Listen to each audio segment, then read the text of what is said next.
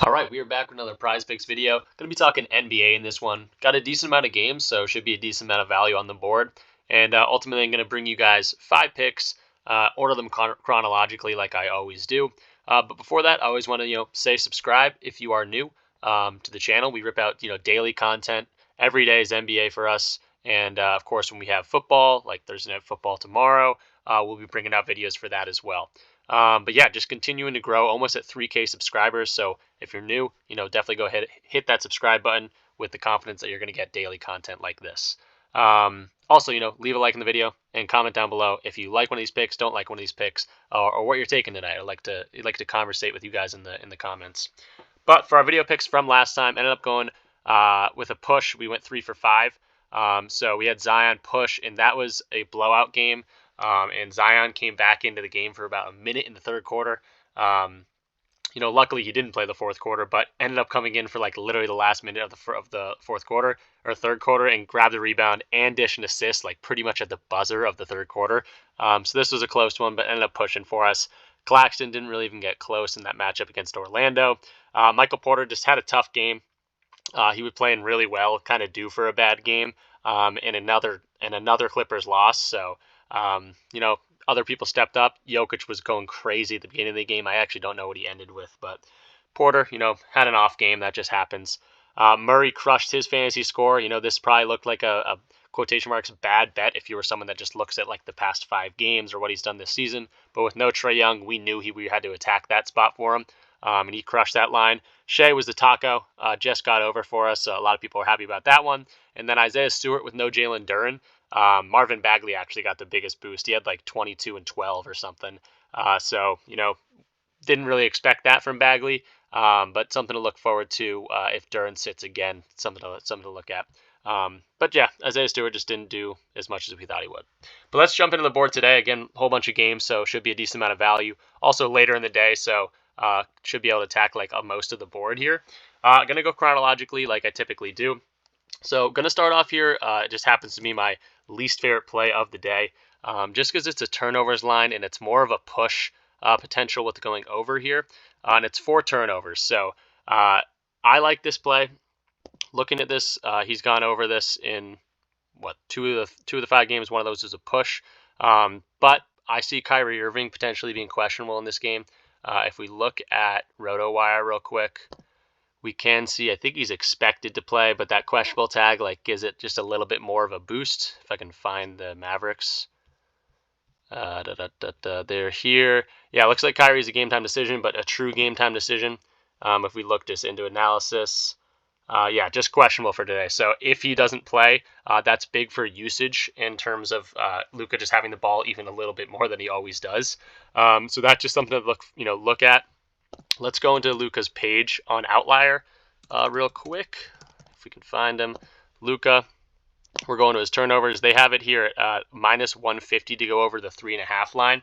So again, almost like a push play here. But he's gone over this line in 7 of 10 games. In 2023, that's 8 of 11 games. And a lot, 3 of these games were pushes, but other ones he went much over, including that Pelicans game where he had 8 just yesterday. I think that was yesterday. Yeah, yesterday. And a lot of those came early. So I'm liking this spot for him. Again, very good, potential to at least push. And I think he gets there, especially if Kyrie doesn't play. Going up against the Wizards also, this is a fast-paced game. Both these teams score a lot of points, so I'm sure the under scoring for the game is very, very high. And it's not supposed to be like a blowout in terms of the odds. It's minus 5.5 for Dallas, so they're obviously off to a great start. I think they're like 8-2. But this Wizards team does force a lot of turnovers. If we go into fantasy score and we go to point guards and we go to turnovers, we do see that the Wizards are giving up forcing 4.09 turnovers to point guards per game. Luka's obviously a ridiculously high usage player, so that's probably even a little bit boost for him. And for Outlier, they did just finally update this. This is now for the official for the season. I will say I don't think maybe their point guards is true too, but like the position wise. But overall, for all these stats, now this is totally updated. So we still see that the Wizards are higher rank giving up 16 turnovers per game. So that's a whole lot. So I know I talked about this part of Outlier being incorrect as of now, but they did just update it. Looks like this is good to go. So if you're liking this tool that I use and like all this visuals, and just being able to get access to all this data, definitely hit the link in the description. You get a full week free trial, and if you don't like it, I think you will because I love it. You can cancel it with no charge. So week free trial in that link down below. But that's the Luka line. Again, maybe not my favorite play of the day, but something I'm going to rock with. And it's looking good on the data side too. So Luka at 4.0 turnovers. Next up, we're going to go to, chronologically here, Trey Young. I can type his name in. Trey Young. We're going to go to his rebounds and assists, and we're going to go to over. I was looking for just a rebounds line. I don't think he has one because I think it's at 2.5 some other places, but I'm not seeing it. So I'm going to go to his rebounds and assists because he's been assisting like crazy this year. Obviously, he dimes a lot, but he wasn't scoring as much at the beginning of the year and really focused on distributing the ball as DeJounte Murray was doing a lot of the scoring. But I'm liking his spot in the rebounding here, and I like his spot in the assists as well. So going up against the Knicks, we can go over to this little page here, see against point guards, and we see the rebounds, I think, is the better one. Yeah, Knicks giving up 7.49 rebounds and 7.35 assists. So the assists are like a quote-unquote red category for the against the Knicks. Looks like the Knicks are only allowing 7.35, which is like 5th in the league, 6th in the league. So that's like maybe a question mark on this one, but I still am really liking this. Let's just open up Trey's page on Outlier and get that rebounds and assist line.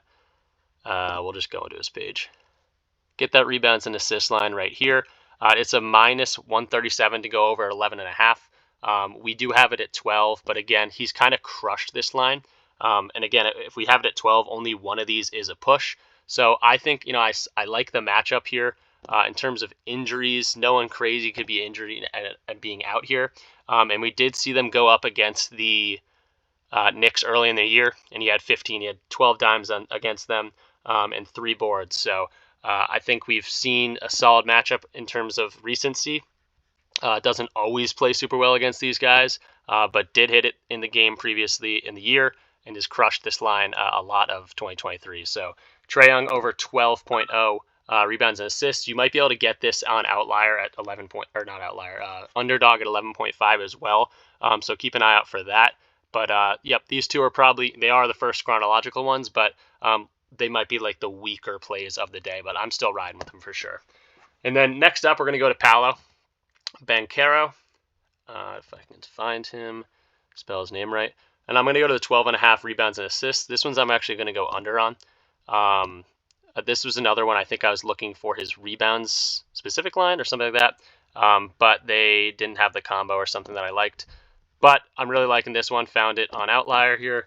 Going to go find Banchero and just jump into his page until we find it. Rebounds and assists. That's points and rebounds. Rebounds and assists. Looking like we're a minus 128 on the under, so odds are really, really liking this. That's about as good as you get on PrizePicks, and he's gone under this in 7 of the 10 games. Now, another little caveat on this one: Wendell Carter Jr. hasn't played. I think a few of these games, at least 5 of these games. But with Wendell and Markelle out, he still has gone over this line or under this line in the last 5 of 7 games, so it doesn't affect him all too much. He's someone that will probably score a bunch against this Chicago team. But in terms of like power forwards going up against Chicago, it's a pretty decent matchup. I think it's pretty in middle of the road here. If I look closer, let's go to Chicago. Yeah, giving up a whole bunch of rebounds, but not giving up too much assists. They don't have a only assist line for Paolo, I don't believe. At least they didn't earlier. So I'm going to do the combo. He's been consistently going under this. And even with the guys out, I think he still goes under. So this is a good spot for Paolo's under, and we're going to rock with that 12.5 under. Next up, again, that's like the best odds you can get on PrizePicks. That's the positive EV. That's what you attack in the long run. You will win. So when the analysis collides with that, that's makes for a good bet. Next up, let's go to the later slate. Guys on the same teams, but not contradicting stats here. So solid stack. Keegan Murray, I'm going to go to at 7.5 rebounds and assists. Down here. course, it's bringing up DeJounte too. 7.5 rebounds and assists. We're going to go over here for DeJounte. Now, De'Aaron Fox has returned to the lineup, and it's funny because I feel like typically you'd be attacking, oh, De'Aaron Fox is back, maybe he does a little bit less. But Keegan Murray and honestly, that Kings team just all play better when Fox is in the lineup. So let's open up Keegan Murray's page and let's go to his rebounds and assist line. It is, what do we got? It's 7.5. So yeah, minus 130. So I would not be surprised if this ends up pushing by the time the game is. But he's gone over this in 8 of 10 games. In 2023, he's gone over in 7 of 9 games. And it's been pretty consistent. The only ones he missed it were against both against Houston. So maybe just a poor matchup for him in that case. For the Lakers, let's check into his specific matchup here in terms of small forwards against the Lakers. They might be a quote unquote tougher matchup. I didn't actually check yet. No, they're actually a pretty mediocre matchup for him. Both in the black here at 8.46 and 3.34 for rebounds and assists against small forwards. So not like a horrible matchup for him either. And again, if we extend this to players or playing with De'Aaron Fox on the court this year, he's gone over in 4 of 4 games. So Keegan's actually one that also gets a boost in points when De'Aaron plays. He's gone over his points, rebounds, and assists. So you could definitely look at it, points, rebounds, and assists also, or his fantasy score line. But I'm just seeing the best odds and the best favorability at this rebounds and assist line. So Keegan Murray, definitely one of my favorite plays of the day over that 7.5 rebounds line, or points and rebounds line. And then next up, going to go to Sabonis here. This one, again, you might be like, oh, Fox is playing, his usage is going to go down. It will go down a little bit, but it doesn't go down drastically.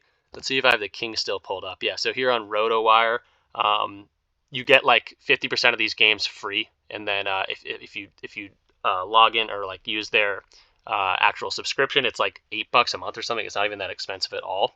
But you can see like on and off court stats all in one place with like injury history and everything like that. So you can see Sabonis with De'Aaron Court on the Fox, with De'Aaron Fox on the court. The usage rate for Sabonis here, differential, we're seeing it barely goes down. So minus 3.6. Yes, that is a little bit different, but nothing crazy. We're actually going to be attacking his turnovers line. I don't know why I clicked his free throws made. We're going to be attacking his turnovers line at 2.5. He's absolutely crushed this line, averaging 4.6 the past 5 games. And that's pretty normal for him. So 2.5 turnovers is probably what he usually gets as a line. But again, he's been turning the ball over a lot, and going up against the Lakers, they give up a lot of turnovers, or they force a lot of turnovers to centers specifically. Lakers are forcing 3.69 turnovers to centers. So great matchup for this one.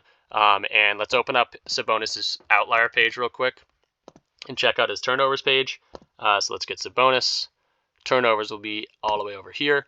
And so it looks like the over is favored at minus 115, just a little bit. Over in 7 to 10 games, including 5 straight. And if we, get the games without Fox as well, with Fox. If we get the games with playing with Fox as well, we'll see that it doesn't affect it all too much. Still 7 of the last 10 games without Fox, he's gone over this. In the 4 games without Fox this year, he's gotten 3 in 3 of those games and 1 in 1 of those. So gone over this line in 3 of the 4 games, even with Fox on the floor. So again, his usage doesn't get too much of a dip there. They're still going to utilize him as much as possible, and a great matchup against the Lakers. I think he loses the ball at least 3 times. So that will do it for this one. Just 5 picks for you guys in chronological order, but honestly, it looks like kind of favorability as well. So Luka at 4.0 turnovers, looking like a push potential to go over that as well. He's been turning the ball over a lot. Had 8 last game. And then a high-paced game against the Washington Wizards, who force a lot of turnovers, like in that spot for Luka, especially if there's no Kyrie, who's questionable. Trey Young at 12.0 rebounds and assists. We're going over that as well. He did that in his matchup against the Knicks earlier in the year, so really liking that spot for him. Paolo at 12.5. We're going under his rebounds and assists. Chicago does give up a decent amount of rebounds to power forwards, not a whole lot of assists, so those kind of even out. And he's gone under this line a decent amount, even with Wendell Carter Jr. out of the lineup. Keegan Murray over 7.5 rebounds and assists. We just talked about him, so I won't go too much about him, but Fox is back, doesn't seem to hurt him at all, and he's crushed this line a lot this year. And then Sabonis, we just talked about him as well. We're going to go over his 2.5 turnovers. So that will do it for this one, guys. I always say, subscribe to the channel if you are new. We rip out this content every day. I'm hoping you guys make money. I'm trying to make you guys the best plays, but I give you the analysis on top of the picks, so you can always pick and choose whichever ones you like the best, and just try to make money. So yeah, let's make some money tonight, guys, and that will do it. Peace out.